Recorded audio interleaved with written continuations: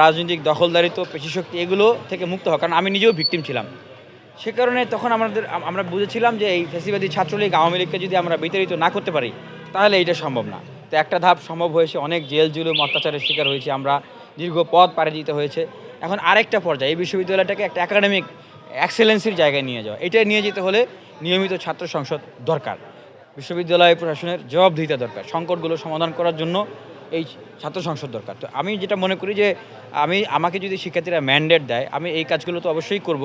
পাশাপাশি একটা ডাকসু থাকতেই আমি আরেকটা ডাকসুর আয়োজনের ব্যবস্থা করব। এবং আমি সবচেয়ে যে বড় ক্রাইসিস মানে মাদার অফ অল ক্রাইসিস সেটা হচ্ছে এই গেস্টরুম গণরুম, যেটার উৎপত্তি হচ্ছিল আবাসন সংকট থেকে। সেটার জন্য আমি মনে করি যে 1 স্টুডেন্ট 1 বেড 1 টেবিল এই ভিশনটাকে বাস্তবায়ন করার জন্য আমি কাজ করব। এবং প্রাইমারিলি ফার্স্ট ইয়ার সেকেন্ড ইয়ারে যে স্টুডেন্টরা যাদের আবাসনের সমস্যা, মেধা এবং প্রয়োজনের ভিত্তিতে অবশ্যই তাদের জন্য আবাসন বৃত্তির ব্যবস্থা করা, এটার জন্য আমি বেসিক্যালি কাজ করব। এবং আরেকটা পয়েন্ট যেটা আমি বলছি এগো, যে একাডেমিয়া ইন্ডাস্ট্রিয়াল রিলেশন, এই মান্দাতার আমলের সিলেবাস এখন এই বিশ্ববিদ্যালয়ে আছে, এগুলো যে চেঞ্জ করতে হবে, পরিবর্তন করতে হবে, একাডেমিক কাঠামো যে চেঞ্জ করতে হবে, এগুলো নিয়ে তাদের কোনো চিন্তা নেই, কারণ জবাবদিহিতা নাই।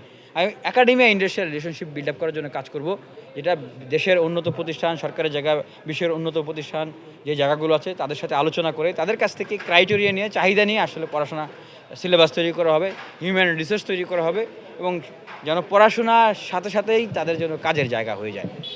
আমরা বিগত দিনে আমরা একটা জিনিস লক্ষ্য করেছি যে দলীয় যে দলই সরকারিভাবে ছিল, তো রাজনৈতিকভাবে যদি কোনো সম্পৃক্ত না থাকতো তাদের কিন্তু হলের জায়গা দেওয়া হতো না, এরকম একটা অভিযোগ সবসময় কিন্তু থাকতো। তো তার প্রেক্ষিতে আপনি কী বলবেন, পরবর্তী সময়ে আপনারা এটা কী পদক্ষেপ নেবেন? অবশ্যই এইটাই আমাদের প্রথম কমিটমেন্ট, যে পেশিশক্তি, কালো টাকার রাজনীতি, দলীয় রাজনীতির যে প্রভাব, এই প্রভাব বিশ্ববিদ্যালয়ে থাকবে না। এবং এটার জন্য নিয়মিত ছাত্র সংসদ দরকার। তাহলে হবে কি, যে যারা ছাত্রনেতা আছে, যে যত বড় নেতা, যে যত বড় সংগঠনের লোকই হোক না কেন, যার যত শক্তি টাকাই থাকুক না কেন, কেউ দানবীয় হয়ে ওঠার চিন্তা করবে না। কারণ 1 বছর পর পরেই তাদেরকে শিক্ষার্থীদের মূল্যায়নের কাঠগড়ায় কিন্তু দাঁড় করাতে হবে, শিক্ষার্থীদের কাছে তাকে আসতে হবে। আচ্ছা, এই যে ডাকসু নির্বাচনে আপনারা দলীয় কোনো ইফেক্ট পড়বে কিনা এই বিষয়ে কিছু বলবেন না? ডাকসু নির্বাচনে তো অবশ্যই যারা রাজনৈতিক ছাত্র সংগঠনের সাথে সরাসরি লেজুর ভিত্তি করেন, যাদের কমিটি মূল রাজনৈতিক দল থেকে দেয়, তাদেরকে তো শিক্ষার্থীরা সেভাবে করে চিহ্নিত করবে। কারণ সাদ্দাম ইনান, আবারও নতুন সাদ্দাম ইনান তো কেউ তৈরি করতে চাবে না। আচ্ছা, আপনার পরিচয়টা একটু। আমি বিনিয়ামিন মোল্লা, কেন্দ্রীয় সভাপতি, বাংলাদেশ ছাত্র অধিকার পরিষদ। লাস্ট একটা প্রশ্ন ছিল, সেটা হচ্ছে এটার বাইরে গিয়ে একটা প্রশ্ন করবো।